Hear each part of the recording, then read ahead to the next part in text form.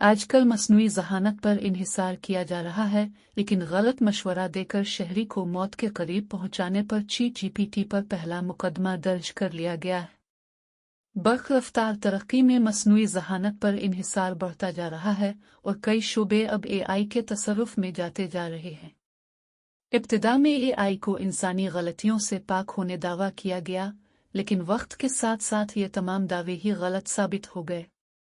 पहली बार ChatGPT को एक ऐसे मुकदमे का सामना है जिसमें इस पर एक शहरी को गलत मशवरा देकर मौत के करीब पहुंचाने का इल्ज़ाम आयद किया गया है। अमेरिकी अखबार न्यूयॉर्क टाइम्स के मुताबिक मुकदमे में OpenAI कंपनी के चीट बूट ChatGPT पर गुमराहकुन तिब्बी मशवरे देने का इल्ज़ाम आयद करते हुए कहा गया है कि ChatGPT के मशवरों के बाइस एक अमेरिकी शहरी ने इलाज की तलब में ताख़ीर कर दी और बाद में उसे सेहत के ऐसे शदीद बहरान का सामना करना पड़ा जो उसकी जान ले सकता था।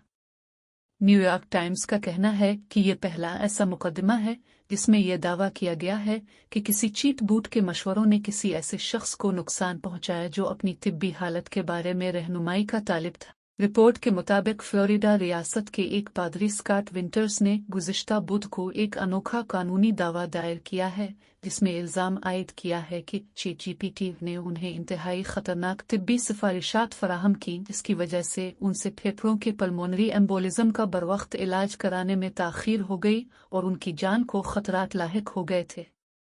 मुकदमे में ये भी कहा गया है कि ChatGPT ने पादरी स्कॉट विंटर्स को ये इत्मीनान दिलाया कि उनके सेहत के बहरान की इब्तिदाई अलामतें कोई संगीन मामला नहीं है।